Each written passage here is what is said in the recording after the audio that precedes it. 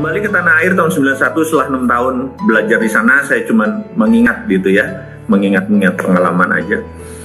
Kemudian ada waktu itu momen yang namanya judi SDSB gitu ya. Saya nggak tahu judi SDSB itu apa, saya cuma tahu kalau pasang 4 nomor bayar 400 kali, kalau bayar menang 3 dari pasang 3 dapat 250 kali kalau nggak salah, kalau pasang kena 2 nomor bayar 60 kali. Saya lihat, terus saya tanya gitu ya, sejarah-sejarah yang lalu saya hitung sembarangan gitu. Lalu keluarlah beberapa probabilitas. Contohnya gini, ini sekali lagi saya mau menceritakan bagaimana cara saya berpikir. Jadi ada yang sebel, waduh kok Mardigu ternyata pemain judi gitu ya. Saya nggak pernah berjudi. Cuman kalau saya bermain di dunia begituan saya nggak pernah kalah gitu aja. Nah, yang saya mau bantu adalah menceritakan adalah begini. Kalau sudah 3 kali keluar ganjil, misalnya 27, kemudian 17, kemudian 31 gitu ya. Maka chance keluar genap itu lebih besar daripada chance keluar ganjil gitu ya. Itu cara menseleksinya. Kemudian angka besar di atas 50 atau di bawah 50. Kalau sudah 5 kali di atas 50, maka chance keluar kecil. Jadi kombinasi setelah dipecah gitu ya. Ternyata kalau kita masang 1 kan dibayar 60 kali. Kalau kita pecah 4, ternyata kalau itu pasang 25-25-nya, maaf ya, kalau 100 dibagi 4 kan, kita pecah ganjil genap, kita pecah besar kecil, maka ketemu probabilitas 25. Pasang 25, jadi pasang 1000, 25 titik tadi, 1000, 25.000, kena lo 60-nya. Jadi untungnya 35 perak, 35.000 gitu ya. Ini setiap minggu kalau kayak gitu saya bilang ini sih bukannya gambling, karena chance menangnya gede banget, udah kayak main saham aja, udah kayak berbisnis aja. Bisnis malah bisa gambling, kita invest di franchise sesuatu belum tentu tempatnya laku, malah ini chance-nya lebih besar itu waktu itu. Tapi saya tidak tertarik untuk main begituan. Nah, suatu hari ada sahabat saya namanya Herman Hastok. Dia memberikan saya sebuah buku, satu CEO-nya Chinese, astrologi, dan primbonnya Jawa gitu. Itu pertama kali dalam hidup saya membuka 2 buku tadi, dan sahabat semua tahu bahwa saya penggila buku. Saya 1 bulan minimum 2 buku, tapi buku saya nggak populer, buku geopolitik, geostrategi, bukan buku ekonomi populer gitu ya. Selama 3 minggu ini aja saya sudah membaca 8 buku, pala saya udah pengen meledak aja karena nggak jalan dengan sistem pemerintah Indonesia itu bawaannya gitu. Ini pemerintah Indonesia nggak pernah baca buku apa-apa gitu ya bawaannya. Oke, balik lagi. Buku CEO tadi dan buku tadi saya baca gitu ya. Di mana, di Primbon. Kemudian saya bilang, astrologi ini ternyata ilmu pasti, ilmu sains gitu ya, ilmu sains, karena matematik sekali gitu. Jadi misalnya kalau horoskop berbasis Yunani punya itu kan, orang dalam 1 bulan dilihat rasi bintangnya, masuk Capricorn, masuk Libra, masuk itu, kemudian dia memulai prediksi bahwa kalau ini ketemu di masa ini maka dia akan lagi happy moodnya, lagi sedih, lagi bahagia, lagi lancar, dan lain sebagainya. Chemistry aja. Nah, formasi CEO itu di dalam setahun dengan formasi ya, entah itu monyet karena bentuk formasi tata surya dan lain sebagainya, dan ada 12, dan begitu ke-13 ternyata balik lagi formasi 1. Ternyata semesta ini kan round, muter ya. Jadi kita lihat gerakan itu muter, jadi balik lagi ya. Horoskop yang 12 balik lagi, CEO yang 12 balik lagi gitu, dan lain sebagainya. Nah, ini adalah latar belakang lahirnya apa yang kita mau ceritakan setelah ini gitu ya. Jadi saya sangat tertarik sama ilmu pasti, science. Jadi bisnis adalah science, psikologi bagi saya adalah ilmu pasti, karena abis ini pasti begini gitu ya kira-kira. Nah, teman-teman, jadi dengan pengalaman saya tadi di dunia gelap, akhirnya kita bisa membuat pelajaran yang baru, bahwa kalau saya mau nyumbang jembatan sebuah desa perlu duit misalnya 200 juta, itu saya tembak SBY pasti menang. Dan itu ada buktinya. Teman-teman dari pesantren Hidayatullah, teman-teman dari Rumah Yatim Indonesia hafal banget dengan gerakan saya itu. Jadi kalau ada mau sumur, dan saya nggak melihat bahwa itu ada Islam, ada Buddha, ada pokoknya atas nama kemanusiaan, kita eksekusi gitu ya. Jadi saya pakai itu untuk sarana itu. Nakal sih ya. Sekali lagi saya bilang ini mohon maaf. Sahabat saya akhirnya meneruskan rumus tadi, namanya Herman Hastor. Jadi begitu di Indonesia dilarang tadi judi togel atau SBSB tadi udah dilarang, teman saya menggunakan strategi ini untuk Toto Singapura. Jadi setiap hari Kamis nama dia keluar Herman Hastor. Sampai saat ini tajirnya minta ampun tuh orang, karena chance menangnya dia adalah 99% gitu. Jadi setiap minggu dia bawa pulang uang dari Singapura ke Indonesia sampai sekarang. Dan dia masih kontak dengan saya dan saya tidak pernah bermain lagi. Memang saya bukan pemain begituan. Tetapi yang saya mau menceritakan adalah bagi saya matematik itu sangat simpel, bagi saya ilmu analitik itu sangat menarik gitu ya. Ini kita selesai dulu di situ. Kalau ada yang mau main capsa, cauti, mau main hal-hal itu kita mainnya jumpa darat. Lagi kayak gini kan kita di rumah ya main 41 kayak main remi dan lain sebagainya ya, kita main itu adalah bentuk, dan tidak ada taruhannya, paling kalau kalah push up gitu ya, membuat cheer up suasana aja. Oke, sekarang kita masuk ke Sio Kaya. Jadi saya dan sahabat saya Mas Kirdi Putra punya karakter yang berlawanan. Kami tuh sudah 20 tahun berbisnis bareng. Satu syaratnya, kami nggak boleh satu kantor. Kenapa? Karena karakter kami berlawanan. Pasti berantemnya. Contohnya gini, saya ini global, orangnya global. Partner saya, Mas Kirdi itu orangnya detail. Bisa dibayangkan. Saya kalau ngomong kalimatnya simpel. Pokoknya saya nggak mau tahu ya. Saya pengen anu. Bagi orang detail, kata-kata nggak mau tahu mau anu tuh apa? Dia minta lebih rinci lagi, gitu ya. Lebih rinci lagi. Kemudian saya ini risk taker. Dia safety player. Jadi dia kalau belum, bos, ini belum detail nih, ini belum pas nih, dia harus secure. Saya beta aja, saya eksekusi. Itu kalau bisnis. Karena itu kami udah 20 tahun. Jadi ingat bahwa untuk Anda sukses, Anda bisa melakukan apapun sendiri. Contohnya, Anda bisa jualan kacang, Anda menjadi sukses. Anda berbisnis properti sendiri, Anda bisa sukses. Tapi menjadi milioner dan menjadi bilioner, percaya saya, Anda perlu tim. Nah, tim seperti apa yang Anda butuhin? Percaya saya, tim yang Anda butuhkan adalah tim yang oposit dengan Anda. Itu berita buruknya. Maksudnya oposit gini, gimana? Karakternya berlawanan. Kalau Anda orangnya suka nabung, pelit, gitu ya, ambil kata ekstrim aja, suka nabung, pelit, sangat calculated gitu ya. Apa yang terjadi kalau karakter teman Anda atau partner Anda seperti itu juga, hitung-hitungan juga, dan lain sebagainya. Nggak pernah jalan itu usaha Anda. Dan Anda cari orang seperti apa? Anda cari orang yang berlawanan dengan Anda, yang suka pamer, yang suka show off, yang suka belanja, yang nggak bisa nabung. Karena orang kayak gini selalu up to date dengan informasi, selalu up to date dengan fashion, dan selalu bisa melihat sisi positif. Sementara kita orang-orang yang pelit seperti saya ini adalah selalu melihat dari sisi negatif gitu ya.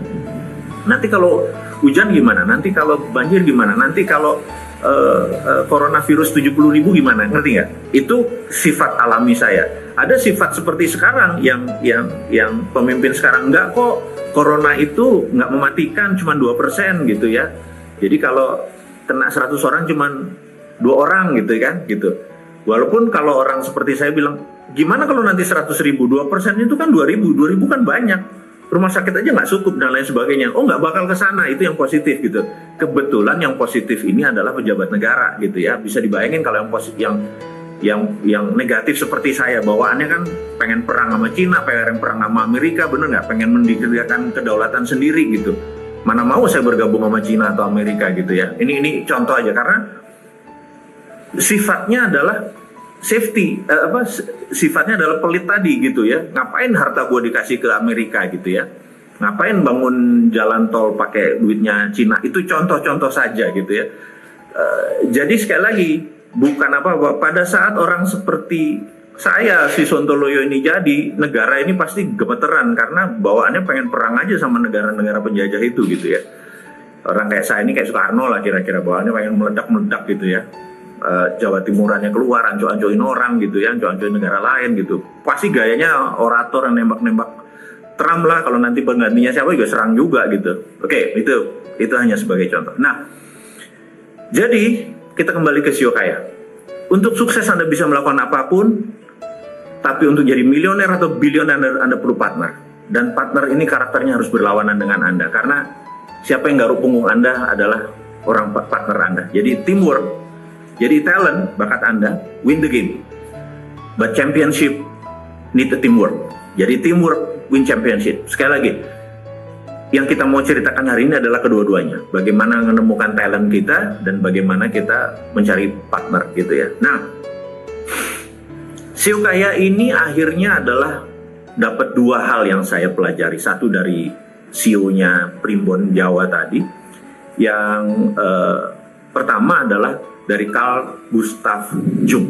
Saya ini mengidolakan dia sekali. Jadi saya pelajari tentang sifat. Jadi manusia itu ada dua. Manusia itu ada dua. Ada orang manusia yang sangat kreatif atau orang langit. Ada orang yang di bawah, yaitu orang bumi, orang sensori.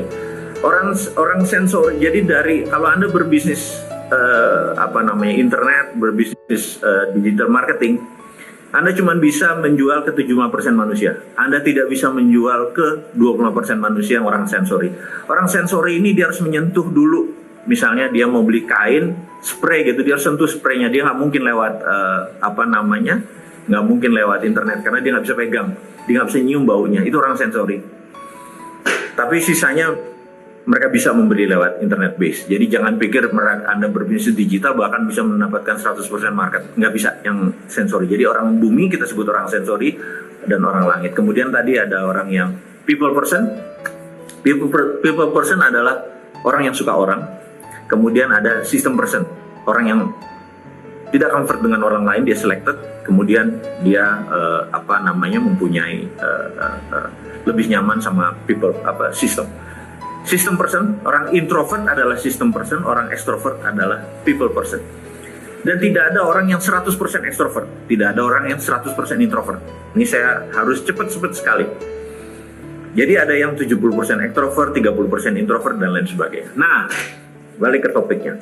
Ternyata kalau 4 itu digabung, orang kreatif, orang sensori, orang ekstrovert, orang introvert, ada 4 karakter utama di sini, 4 karakter utama yang kita bilang orang satu gitu ya. Nah, dan tentunya ada yang cross, ada yang orang langit ketemu orang people person, ada people person ketemu orang bumi gitu ya. Ada jadi 4 Sio Kaya Anda. Ini yang saya mau diskusikan. Jadi pertanyaannya adalah Anda tahu nggak Anda masuk yang mana gitu ya. Itu kalimat yang saya mau tanya Anda. Mana karakter Anda? Itu satu. Tapi nanti jangan bingung karena kita ada di siokaya.com, Anda masuk sana Anda udah tahu nanti karakternya. Nah, kemudian ada elemen. Nah, ini menarik nih elemen ini. Jadi elemennya begini. Di CEO-nya Lau punya, si I Ching punya, China punya, yang sudah ribuan tahun itu punya 5 Earth, Wind, and Fire, punya elemen 5. Ternyata Jawa, kita memakai Astabrata itu ada 8. Ini yang saya pikir, saya terkaget-kaget ternyata kita punya kekayaan tanah air ini lebih gila daripada negara lain. Jadi saya gabungkan Carl Gustav Jung tadi dengan Astabrata. Ini yang ketemu hal yang menarik. Jadi menarik ini begini. Kita tahu ada karakternya di Astabrata tuh ada bintang, matahari, api, angin, tanah, samudra, air, dan bulan. Jadi 8. Sekali lagi, ada bintang, matahari, api, angin, tanah, samudra, air, dan bulan. Jadi 8 karakter elemennya tadi. Ini yang membuat saya terkaget-kaget. Begitu 8 karakter, 8 Carl Gustav Jung digabung sama Astabrata, karakternya menarik gitu ya. Sehingga begitu Anda nanti memasukkan data Anda jangan kaget nanti ya, sabar. Anda tahu bahwa ternyata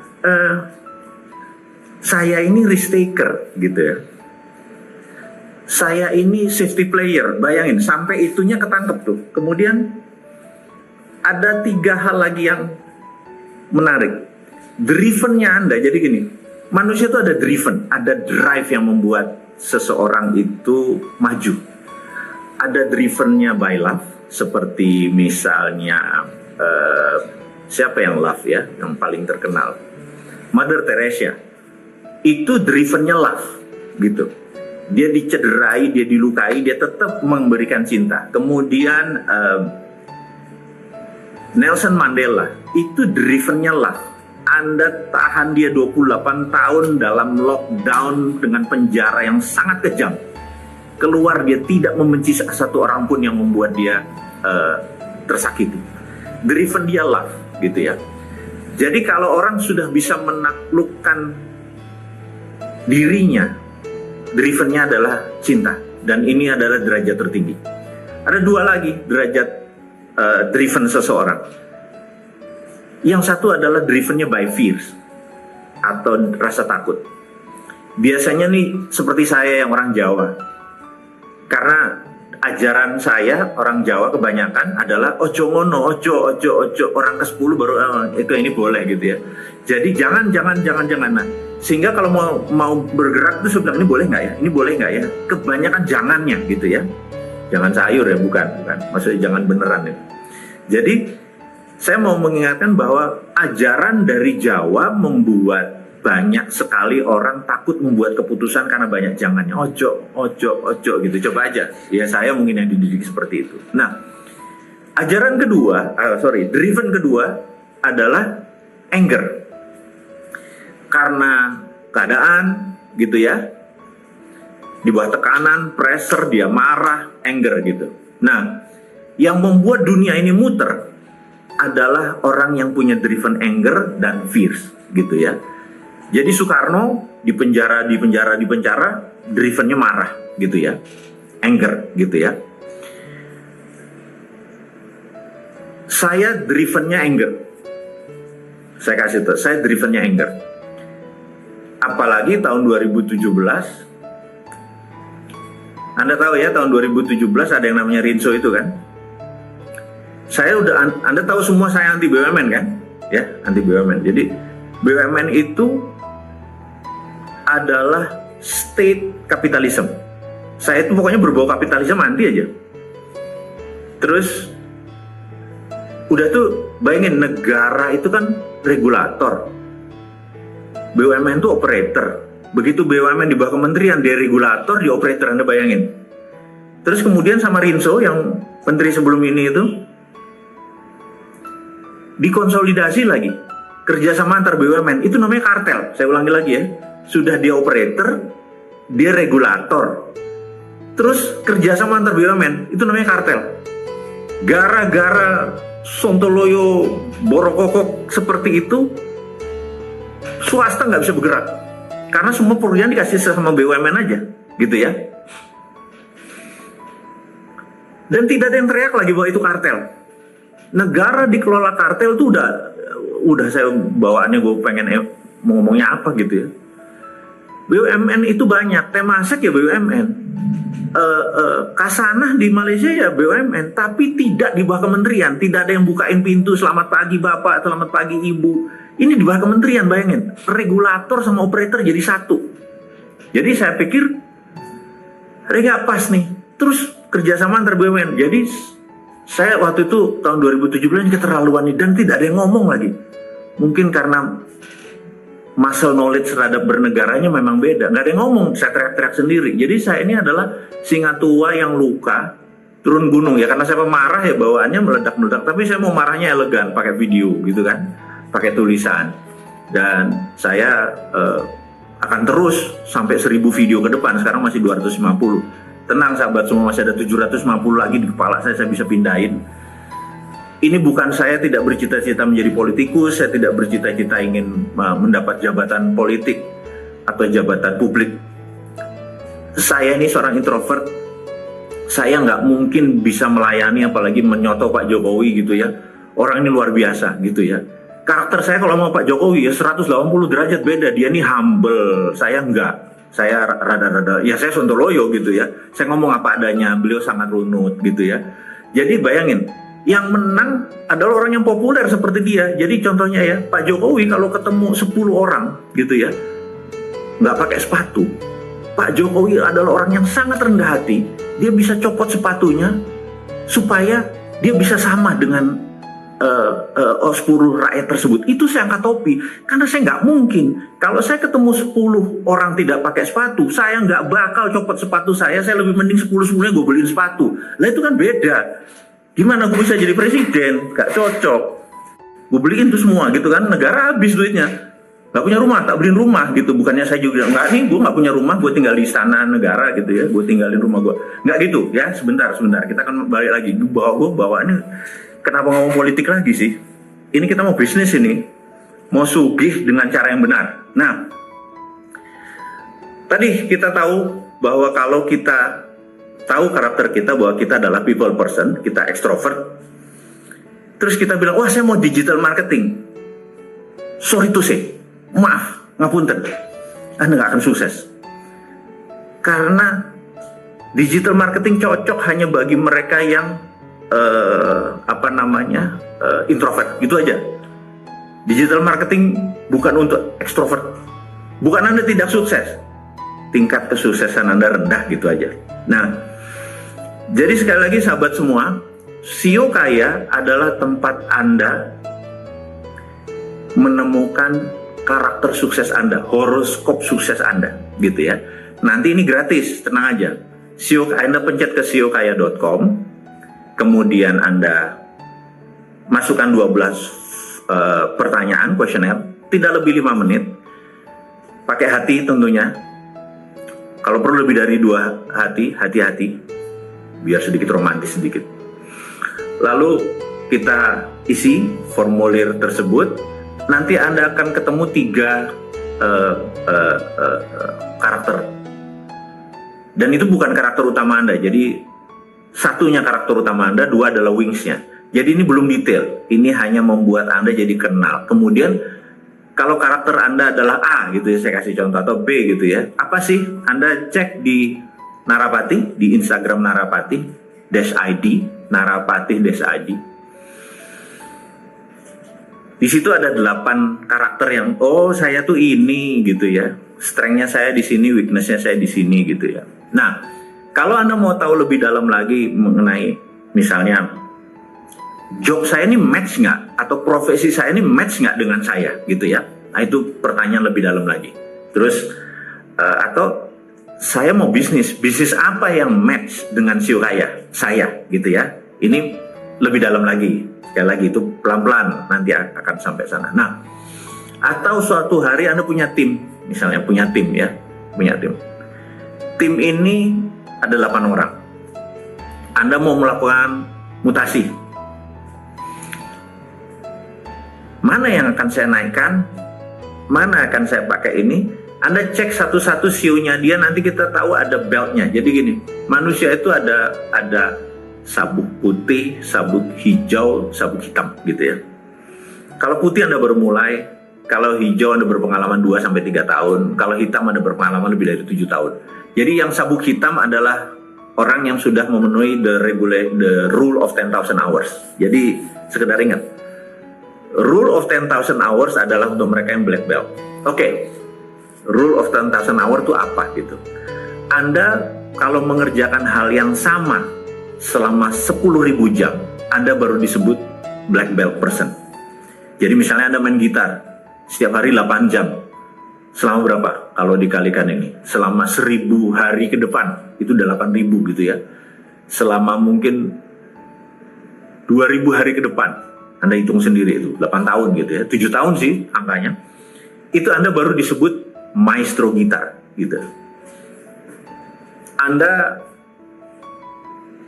7 tahun setiap hari lihat internet update status, nah Anda baru disebut netizen yang sebenarnya, netizen sejati gitu lah kira-kira. Saya sekedar mengingatkan rule of 10,000 hours ini, misalnya Beatles tahun 58 sampai 63, dia tiap hari main di gang, main di bar, main di selokan, main di bawah tanah, di gorong-gorong. Dia tak musik, oh kalau kayak gini dilemparin batu, oh kalau kayak gini orang joget, kalau gini orang ketawa, kalau kayak gini orang seneng gitu ya. Dia sampai ketemu di bawah sadar dia, sudah jadi mustika dalam dirinya. Oh, inilah yang namanya musik yang dicintai orang. Begitu tahun 63 dia pergi ke Amerika, boom, meledak gitu ya. Langsung menaklukkan Amerika dan menaklukkan dunia. Jadi dia kena the rule of 10,000 hours dulu. Jadi kalau Anda sebagai pemusik memenuhi 10,000 hours, Anda ngamen aja setiap hari gitu ya.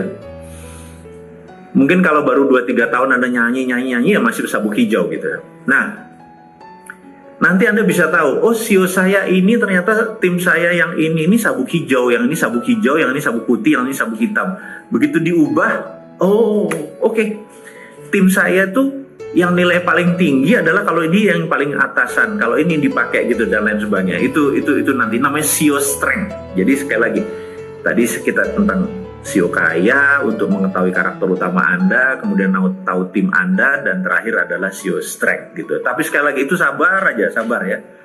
Ini semua masih pelan-pelan. Hari ini kita berusaha berbicara hal yang tidak ada hubungannya dengan yang tegang-tegang, yang corona, tidak ada hubungannya tentang bisnis yang lagi drop, saya tahu gitu ya.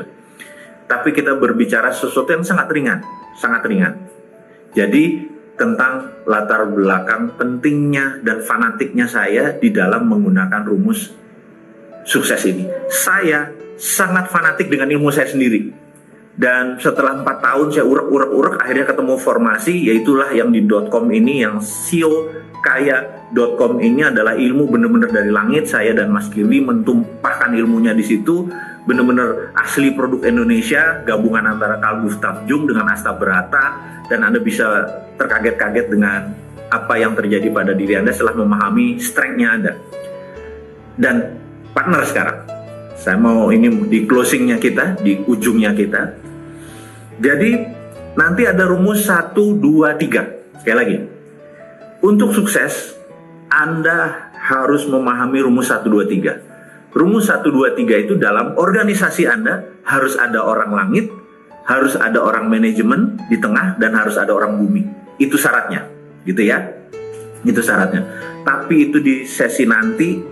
Sesi hari ini saya cuma mau menceritakan bahwa kaya itu mudah kalau Anda berada di tempat yang tepat.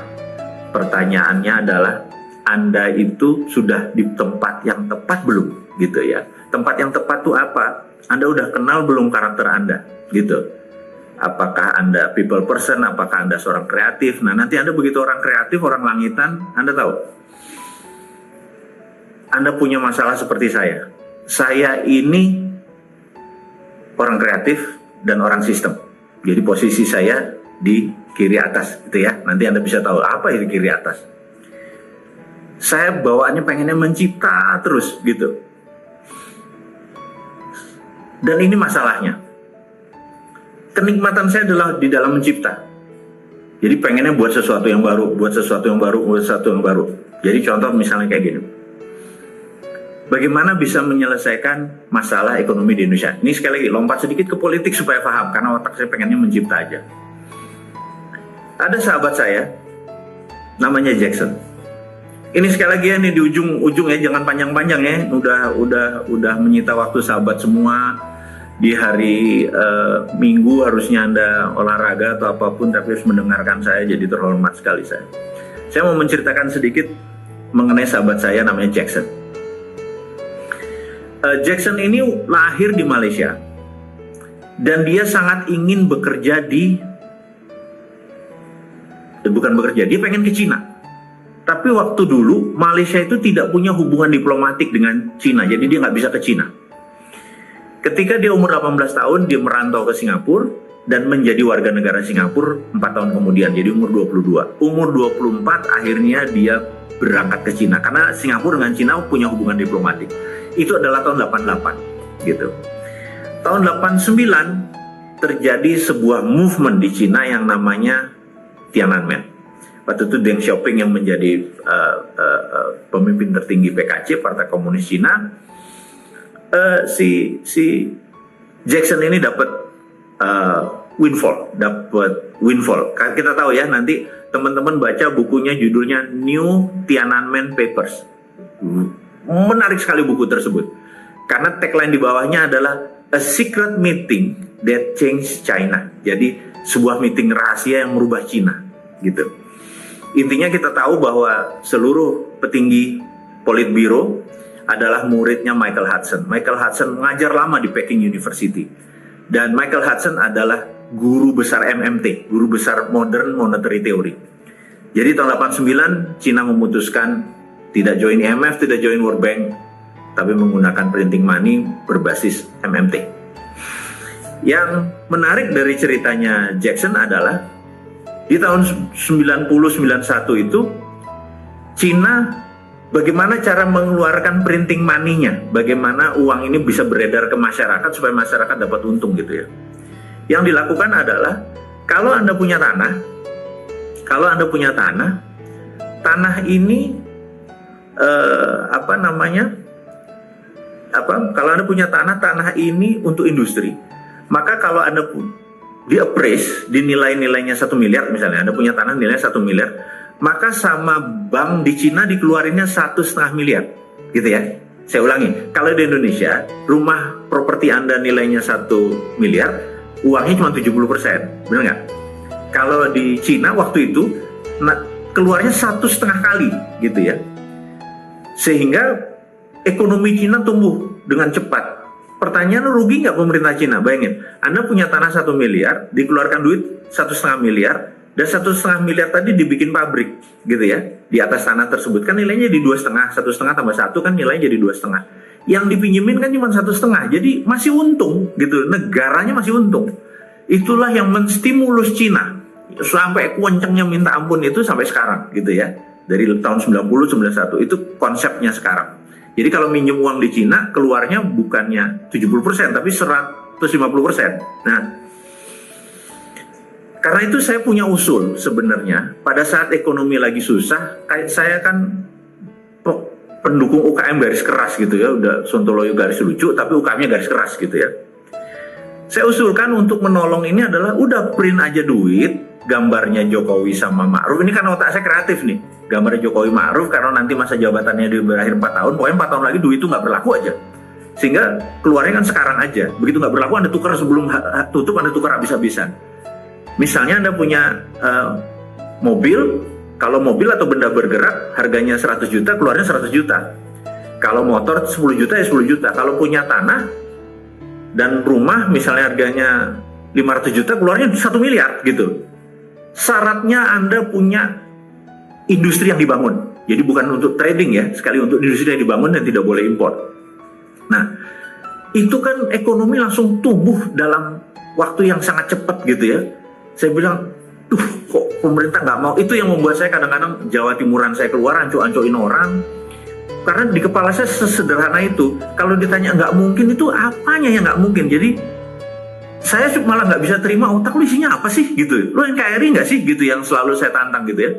Makanya kalau saya itu karena otak saya kreatif. Jadi saya pikir orang di sekeliling Jokowi yang kurang adalah orang kreatif, orang langit kayak saya ini. Memang sih nggak membumi, tapi ya carilah partner. Jadi gini, untuk membuat orang kreatif itu idenya jalan, perlu orang bumi. Sekali lagi. Jadi saya akan menjadi ideolog aja terus, yang ngejalanin monggo. Siapa yang Anda berniat jadi politikus, ambil Jo, kita punya ilmu, bener nggak? Pakai konsep ini, pakai. Dan saya akan terus saja dari langit turunin ilmu ini, tanpa niatan untuk saya yang harus menjadikan, gitu ya.